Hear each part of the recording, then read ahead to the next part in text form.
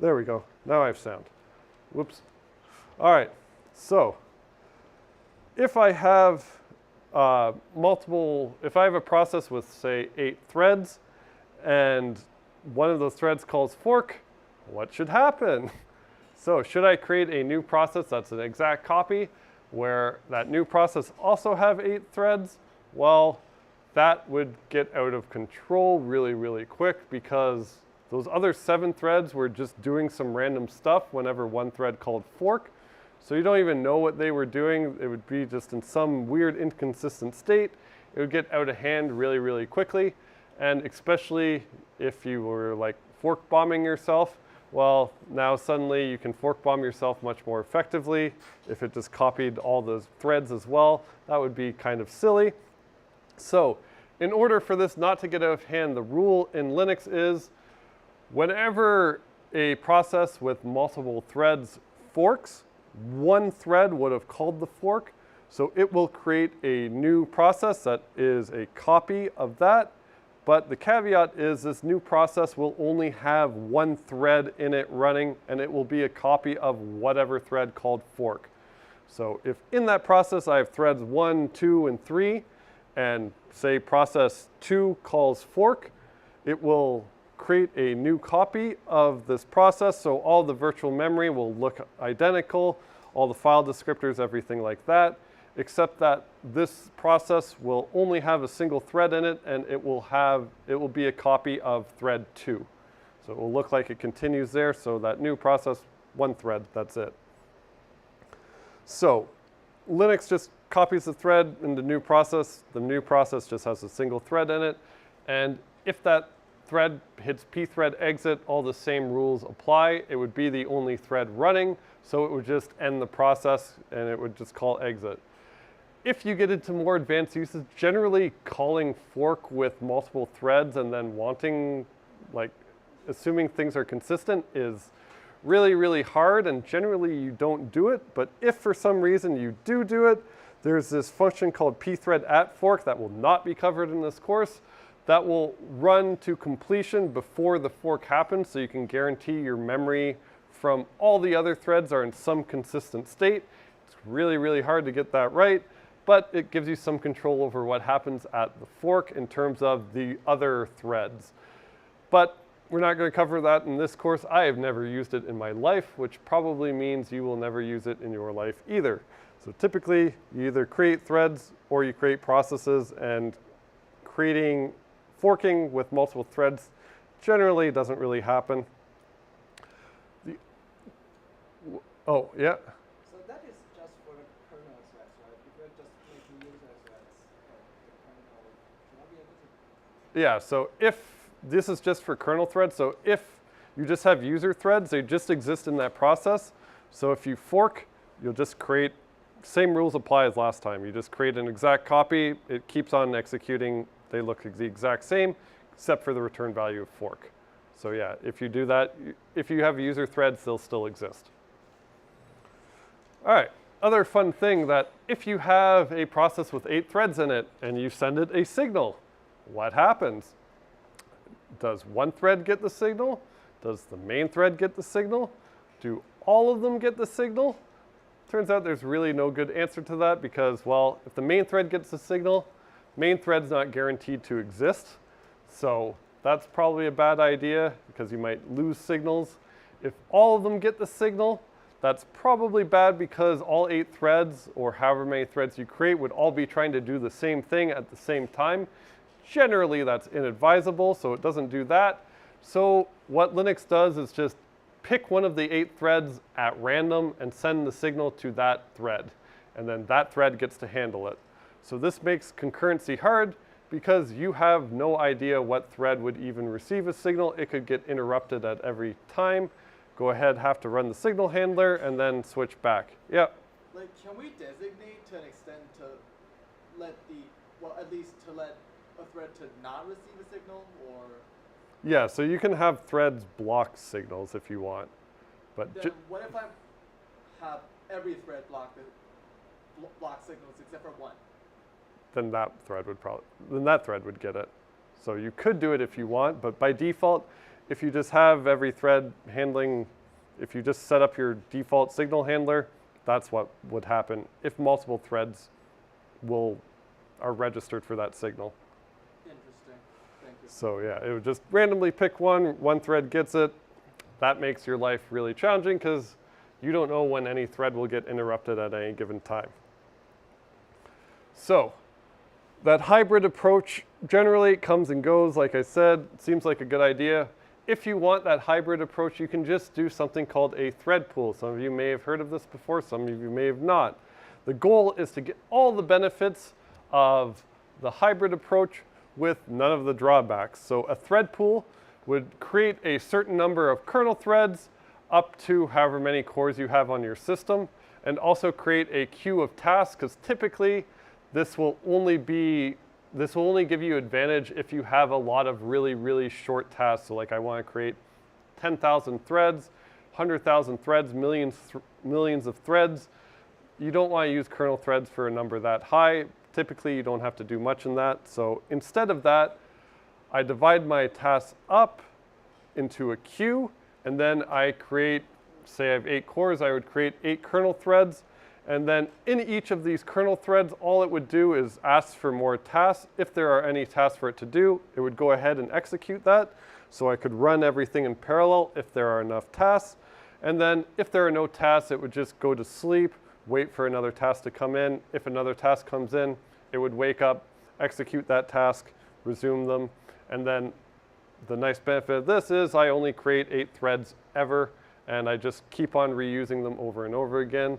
So if you want to make your program go fast, there is like thread pools that are built into Python. So let's look up Python thread pool. Boom, that's what it does. And it just creates little queues. It creates the queues for you, and you just give the threads tasks. Things go fast, really, really good. Like I said, this course is good outside of C. So if you want to implement many to one, well, guess what? This is what you're doing for Lab 4. You are going to create a threading library called Wacky User Threads. Why did I make it name that? Because it gives me joy to see what at the beginning of all your calls. I'm easily entertained, okay? So this is the state diagram for a process. Well, guess what? The state diagram for a thread, which is what is executing, looks exactly the same. So initially, you will create a new thread through this whatCreate library call, and that should create a new thread for you and then throw it into this ready state or waiting state, and that would be the queue of all the threads that want to execute. So creating a new thread doesn't mean you immediately switch to it and start executing it. You just create it and you put it on this waiting queue or ready queue. And again, I will show you how to use a built-in queue so you don't have to implement it yourself. Now, to switch between threads, it is going to be explicit. So this will be cooperative user threads. So the only way to context switch between threads is to do it explicitly. So if a thread is running, it needs to call whatYield, and that will put it on the back of the ready queue, so it would go to the back of the line, and the next thread in line would start running. So only one thread will be executing at a given time. So if you want to say, go ahead, something else run, you call yield, this thread goes on the ready or waiting queue, and then the next thread executes. Yep. Wait, what's the purpose of like multi-threading where only one thread can execute at a time? Concurrency. Okay. So we have concurrency, right? So we can make progress on multiple things at once. Or not once. We can make progress on multiple things in little small chunks. If we switch between them fast enough, it looks like parallelism. And sometimes it's easier to program concurrently. Whatever. I like the confidence. All right. Oops. So if a thread is running, another thing that might happen is it calls exit, in which case that thread will be terminated. It cannot run anymore, it cannot pass go, it cannot collect $200, so on and so forth.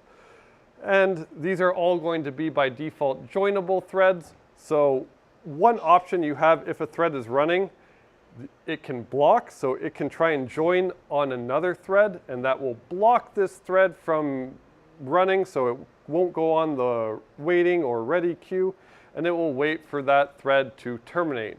Then whenever that thread that it's waiting on terminates, that thread can now go ahead and execute again. It would just go to the back of the ready queue or waiting queue.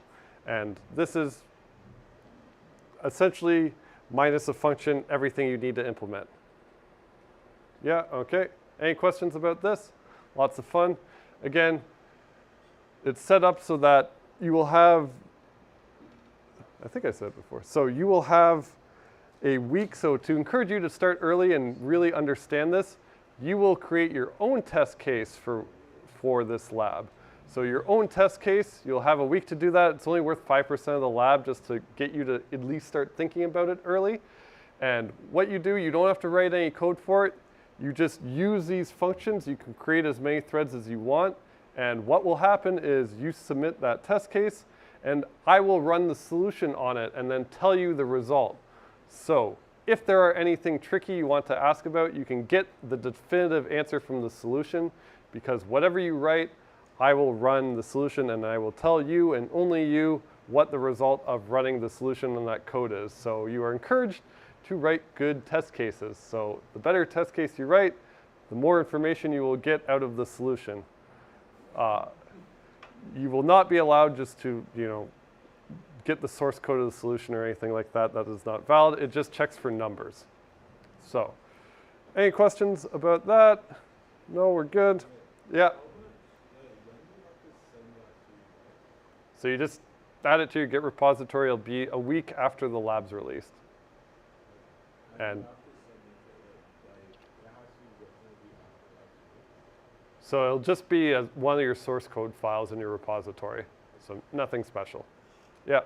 So the moral of the lesson is basically, in this lab we do concurrency fast enough, and then we can achieve parallelism. The goal of this lab is you're just implementing user threads. This is silly because, they have to yield from each other, so you know when they context switch. It's just practice implementing what threads would actually do in like the simplest way possible, where you can actually figure out how they work. Sure. Yeah. Can I explain again what block doing in this context? So block in this context means that thread can't run anymore.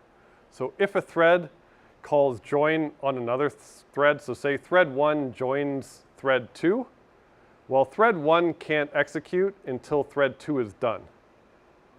So not being able to execute is what we call blocked. So it's blocked because it's waiting on thread 2 to terminate.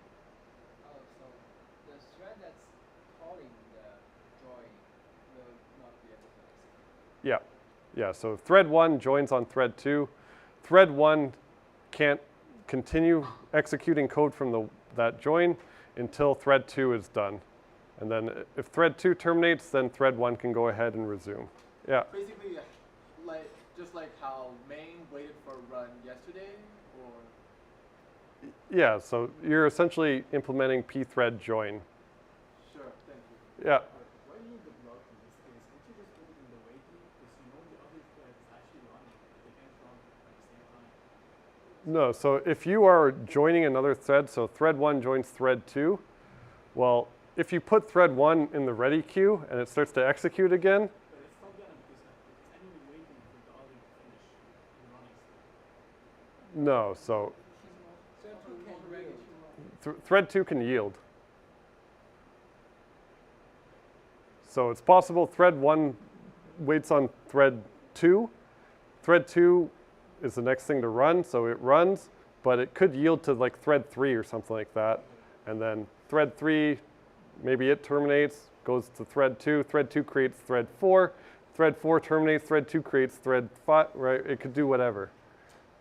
Yeah. So basically, when a thread finishes executing normally, it goes back to waiting. When a thread finishes executing normally, yeah, if it yields, it goes back to waiting. So basically, in the case of yielding, like nothing unusual happens. Yeah, you just switch to another thread. Sure. And with join, we wait for another thread to finish, then then both of us yield together, or? No, you just wait for another thread to finish, and then when that thread is finished, you're able to run again, so you just go to the back of the waiting queue. Okay, and when we exit, when we exit a thread, like, it will become non-existent. When you exit a thread, it will just be terminated. In this case, it will be like a zombie thread, so it'll have some resources later. So you can't clean it up until it gets joined. So there'll be like return values from threads. We're going to emulate like a status. We're not doing detached, by the way. No, no detached. Nice. So they'll be only joinable just to make your life a bit easier. Yeah. Where would we actually be able to call yield? Because all we know how to do is blocking operations. You can call yield whenever. So like yield is just a function call. What would be the point of calling it if we can't like start something and then yield while we're waiting for it to complete? Or can we do that? No, so you just call yield, and that means if there's another thread to run that instead of me. Right. In what scenario would we want to do that? So in this case, things are cooperative. So like if you want to switch between them, it has to be really explicit. That will get into my next point. So this scheduler between them can just be round robin or whatever. So create a queue. I'll tell you how to do that. Easy, run the thread at the front. Yield the one, if it yields, go to the back. You have to do a context switch. Again, I'll show you how to do that. So these are, what are called cooperative threads. So they're a bit useless because if you want to switch, it has to be really explicit. You have to essentially give up your CPU time. They have to be nice. But if we wanted to make them preemptive threads, which look more like real kernel threads, what we could do is we could set up a signal and tell the kernel to interrupt our process after a given time unit. And then after that given time unit, that signal handler can call yield. So then it's automatically switching between threads, and it could do this, however long the timer interrupt is, which would be like a time slice. So you could implement round robin, switch between threads really, really quick without them having a say about it. So this is just to make it a lot easier to debug, because if I put in a timer interrupt and we try and debug your program, it's suddenly non-deterministic and you have no idea what we're doing. If it's cooperative, you get to control all the context switches, so you actually have a hope of debugging it. So you are welcome. All right. So here, really quick, here is our next complication. So midterm material stops now. So this midterm stuff is only going to be lecture, like the first half. So lecture 1 to this, which is 17. And this will be the next problem we have to solve. I'm not going to tell you how to solve it completely today, because if I told you how to solve it completely today, I could test you on it. So we'll just demonstrate this problem. Wait, so whatever happens on Thursday and after, it won't be on the midterm, but on the final instead? Yep. Nice. So let us see this fun little program I have created. Whoops. No, I have way too many windows open.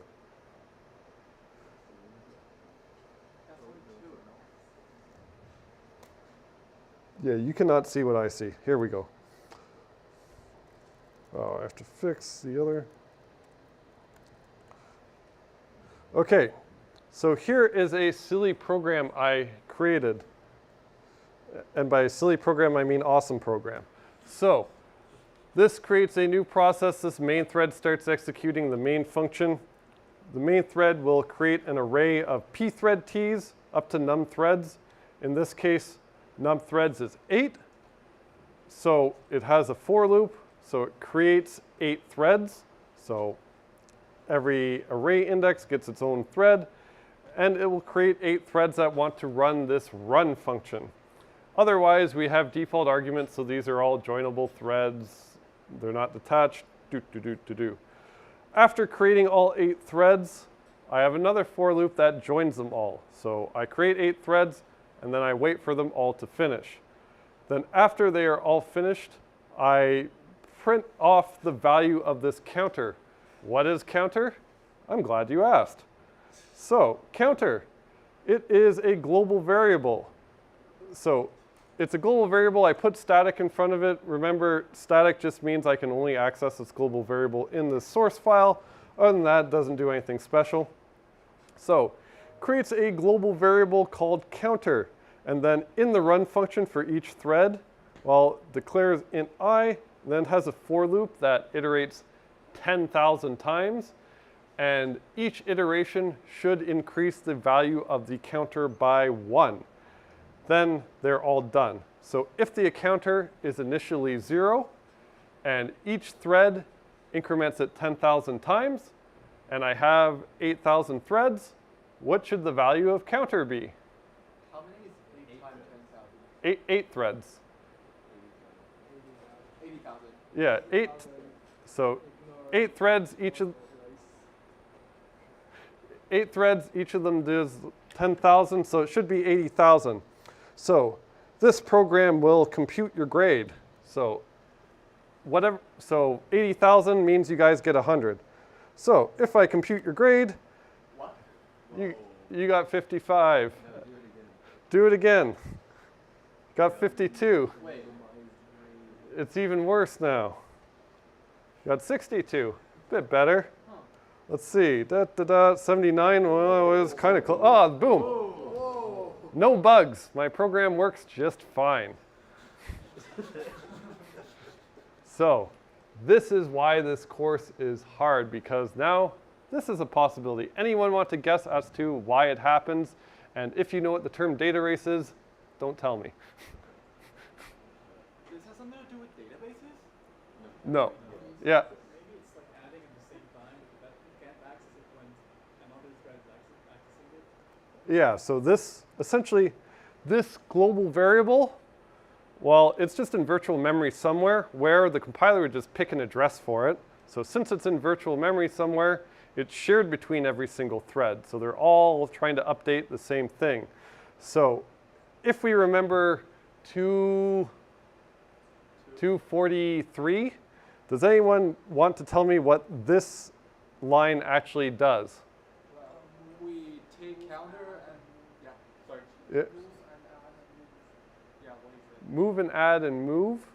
No, it's just add, but under the hood, of course, you have to move the counter value out of the register, put in the ALU, put a 1 in, and Yeah. Basically, you have to move out and move back.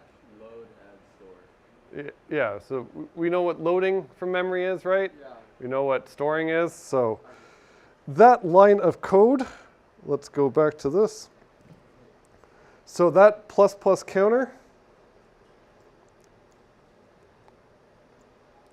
what that actually does, oh yeah? Oh, just like a random question. Like, do you have any idea that if there's some factor that causes it to like 80,000?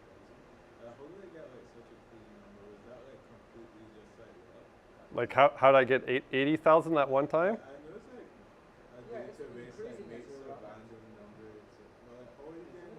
Like, yeah, it's is not that like 50K. improbable to like get Like, it dropped exactly once. 80,000? Yeah, it dropped once. Like, is there like a factor under the hood that would make it probable that happens at this level? No, this is just luck.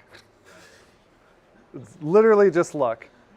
So just because it works a few times, I mean, doesn't mean it actually works, which is why debugging this stuff is close to impossible. So you have to, essentially you're going to have to reason about your programs from now on and actually know the low-level details. So like, for example, in this case, plus plus counter, it will do several things. So say if we just execute it on one thread, where remember, registers are local in a thread. Well, the first thing it's going to do is it's going to read that value into a register from memory. So it would load from whatever that address of counter is. So it would read the value that's at that address and then populate that register with whatever the value it's read, right? So next thing it would do is it would increment that register. And then finally, well, it would write that register to whatever, to that address. So that plus plus counter actually is 3 steps. So if initially, let's say initially counter is 0. So if initially counter is 0, well, what's going to be the value in this register? 0. So the register would be 0, and then we would increment it. So the value of the register, hopefully we can add 1, should be 1, right? What do you mean by sure? I mean, 0 plus 1 is 1. Yeah. Yeah, okay. 0 plus 1 is 1, at least in this universe, hopefully. So if I write that register to that counter, that would update counter equals to 1, right? Yeah. So if another thread came and did the same thing,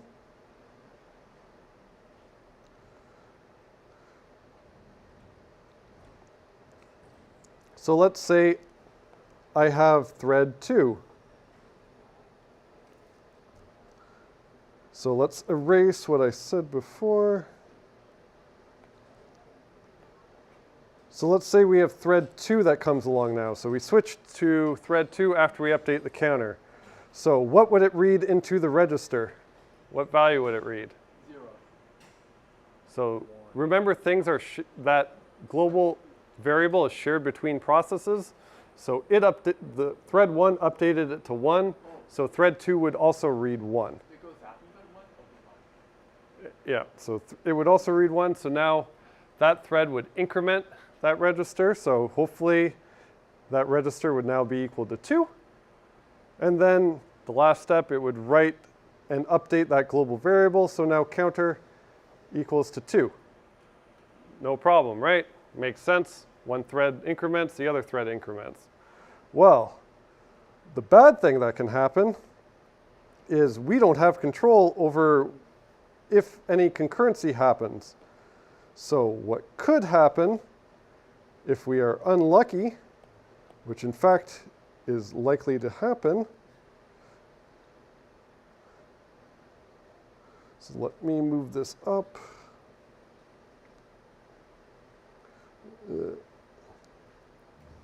So what can happen is thread 1 executes first, and let's assume our counter is equal to 0. So what would it read into its register if it's loading that value? 0. So we could get unlucky in that the kernel context switches over to thread 2. So if thread 2 starts executing, what would it load into its register? 0. 0. And now at this point, we are absolutely screwed. So if thread 2 continues running, well, that register goes to 1, and then it would update that counter to be equal to 1. Then we could context switch back over to thread 1. The register is unique to a thread, so whenever you switch back to it, its register is still 0. So if it increments that register, it gets incremented to 1. And in this case, it would update that counter also equal to 1. So both threads would update counter to 1, which is why, guess what? That number, when we execute this program, is lower than 80,000, not above 80,000 or something like that. And that's because this happens. And the lower the number just means the more unlucky we got. So we just got really unlucky with switching really fast between processes. So that's fun, isn't it? So how would we fix that? Without knowing anything else, how could I fix this program so that it always prints 80,000? Well, because of time, let's just do that. Would that work? Hopefully. So that would work. Would that be a good thing to do? No. It would be very pointless. So this works. This would print 80,000 every time, but one thread just gets created, it executes, then another thread gets created, it executes. Essentially, I'm making this serial with additional steps, and I'm making my program even slower. So threads are not always, there's always a trade-off with going as fast as possible, but the faster you go, the more you might encounter this problem. Safest thing to do is to be serial, but then things are really, really slow. And if you just add threads on top of a serial program, it just becomes even slower and you will get fired from your job. So That's time, so just remember, pulling for you. We're on this together.